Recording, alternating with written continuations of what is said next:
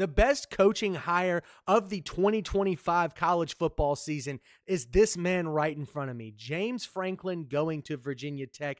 What an absolute steal for the Hokies, who have been kind of irrelevant ever since they beat Ohio State way back in, what was it, 2014 or 2015? Since then, Virginia Tech has yet to compete for an ACC championship. You know, Frank Beamer is a legend for Virginia Tech. They made a national championship run back in the early 2000s with Michael Vick.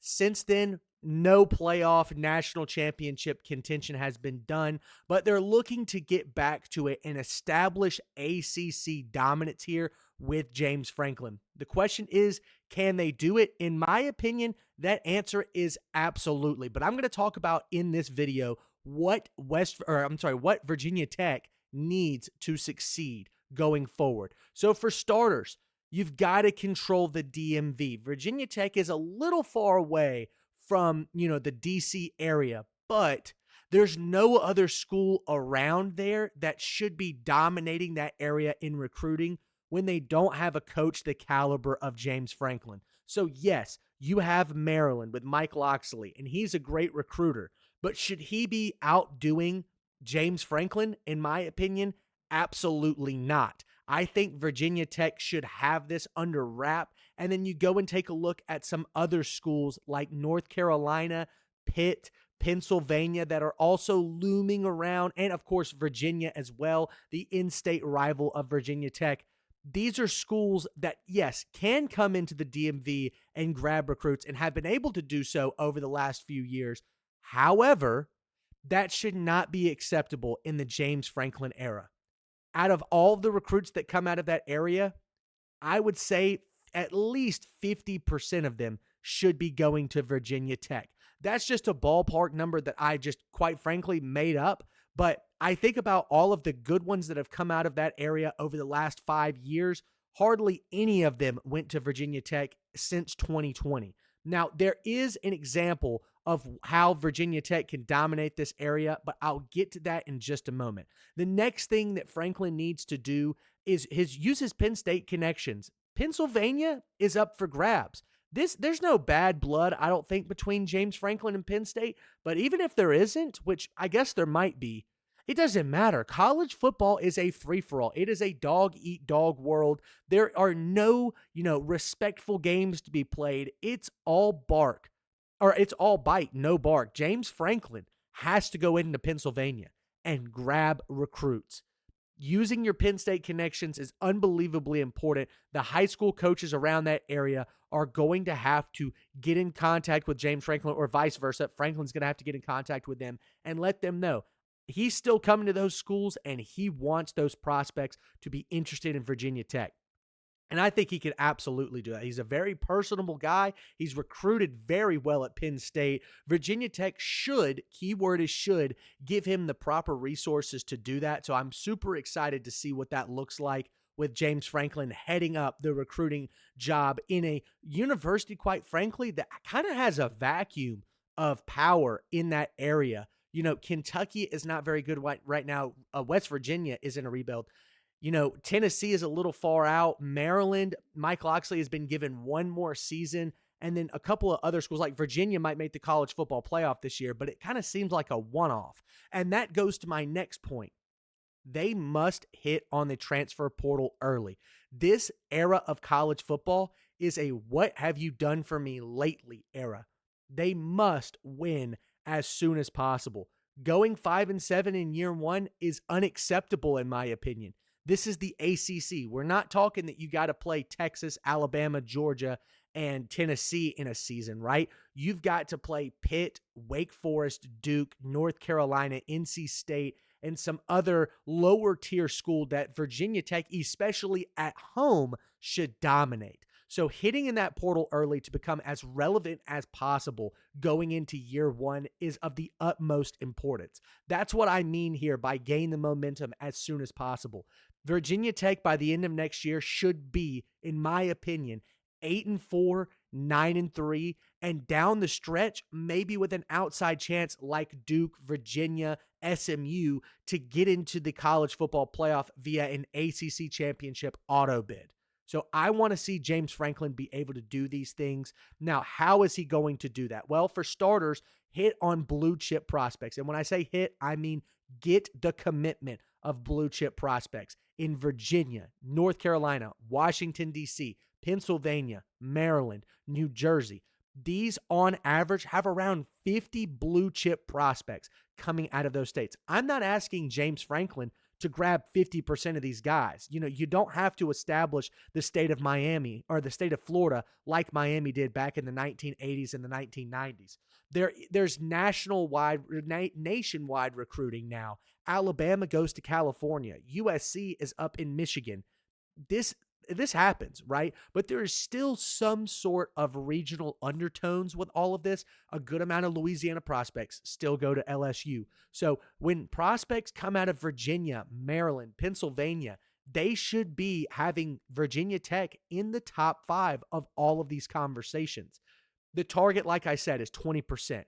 There are great years to build on, and I'll talk about that in just a moment. But let's continue. Actually, here we go. We'll talk about it right now. 2017 to 2019 recruiting is the low-level blueprint. They had 24-star commitments within those 3 seasons of recruiting. 7 out of those 20 came from just Virginia and Maryland. They were, on average, the 25th ranked recruiting class out of the 2017, 2018, and 2019 seasons, and that's enough to make Virginia more than relevant in the ACC. You do not see, I would say, 90% of the ACC schools in the top 30 of recruiting on average. Now, yes, will Duke have a good recruiting season, or North Carolina? Absolutely. But to see them do it on a year in, year out basis, that's not happening. So if Virginia Tech can make that happen under Franklin, they will immediately become a perennial ACC contender, which right now there isn't one. And that's what I'm going to talk about. First, you need to steal the recruits from North Carolina and Pennsylvania. These are the best opportunities for growth for Virginia Tech. If you want to stay at 8-4 and 9-3, then dominate the DMV and try to poach a couple out of that or outside of that area. If you want to be a perennial playoff bid contender, you got to go steal the recruits from North Carolina and Pennsylvania. Why? Well, think about, number one, the regional dominance that you need to have, but number two, the in-conference rivalries. There are 4 ACC teams in North Carolina. There is a team in Virginia as well, but North Carolina has UNC, Duke, NC State, Wake Forest. Pennsylvania has Pitt. The other schools around that area, Clemson, I guess Boston College, not really though, because they're all the way up in Boston, of course. But there's not a lot of other ACC teams that have the regional center point that Virginia Tech has. And now let's take a look at a map real quick before I go back and talk about where the ACC stands. This is the map of Virginia Tech's blueprint. The dark blue school or dark blue states here is where Virginia Tech needs to dominate. That's Virginia, Maryland, Washington, D.C. There's no excuse that the leading recruiter out of those states is not Virginia Tech. The lighter blue, the second to lightest blue, Pennsylvania, West Virginia, Delaware, New Jersey, North Carolina, those are places that they haven't a real opportunity to steal prospects away from those rival schools in those areas. I think it's absolutely possible. I would also like for Virginia Tech, now this is kind of maybe out of James Franklin's hands and in the direction of the athletic director, but schedule rivalry games or new rivalry games against regional schools. Match up against Kentucky, match up against West Virginia, maybe even try to reestablish that game versus Tennessee. Now, obviously, you can't do your out-of-conference matchups with in-state rivalries, but also match up against Maryland. You need to continuously be playing these schools, and Rutgers even. Now, Penn State might be a little out of the question right now, but in the future, I would love to see Virginia Tech continuously pound on these regional rivalries that are out of conference to prove to the recruits out there that Virginia Tech owns this region of the country. Now, you could try to pick your spots with the rest of these states in light blue. I'm talking New York, Vermont, New Hampshire, Maryland, not Maryland, Massachusetts, Connecticut, Rhode Island, Maine, South Carolina, Tennessee, Kentucky, Ohio, and Georgia. Those are places where if you get one, it's great, but you don't have to win every recruiting battle. Last but certainly not least, the area in red, these are little to no chance of getting big name recruits. Now, you can grab a 3-star out of Utah, but you're not going to be getting 5-star recruits out of Utah or Arizona consistently. So really hone in on this area of the country. The East Coast is a place that Virginia Tech can absolutely dominate. And if you go and hire coaches that have good pipelines in these areas, that makes it all the better. So now let's go back to this point and let's talk about the power vacuum in the ACC. Look at who's competing for the ACC championship this year, guys. Duke and Virginia. Florida State is extremely volatile. They had to basically avoid all disaster and bring back Mike Norvell for another season, even though he has a losing record as a coach there through 4 seasons.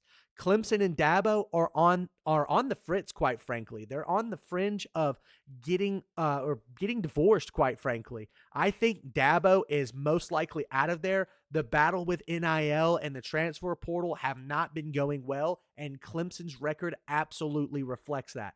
And then last but certainly not least, Miami, I think, is at a make or break with Mario Cristobal. If they make the college football playoffs, by all means, Miami has done its job. But if they miss it and then have a setback year next season after spending millions on multiple rosters to try to compete, there's just no chance in my mind that Miami will keep Cristobal around past next year. So those are the big names in the ACC. Virginia Tech is on the rise with a coach that has been competing near the top of college football for the past decade. This was a money hire, and he's already going to work. He already has 2 4-star recruits committed to Virginia Tech, and guess where they're out of? Virginia and Pennsylvania. Grabbing one of those recruits from Pennsylvania away from Pitt and Penn State is amazing. Good work here from James Franklin. Also has 6 3-stars. I'm sorry, it's actually 8 3-stars. 6 out of those 8 are from Virginia, Pennsylvania, and New Jersey. Like I said earlier, he grabbed 1 from Minnesota and 1 from California. That's not really the base of where we're looking at here, but that's what I think Virginia Tech needs to succeed this upcoming season and going into the future with James Franklin. Let me know what you think of the Hokies, and was this a good hire? I think it's the absolute best hire of the offseason, or the future offseason, I guess, since this was made in the middle of the year. Everybody else is going to say Lane Kiffin, but I think that's a little more experimental than people like to admit. James Franklin is a consistent winner. He wins games, and that's what Virginia Tech needs to restore their historical dominance over the ACC. That being said, thank you guys so much for watching, and we will see you next time.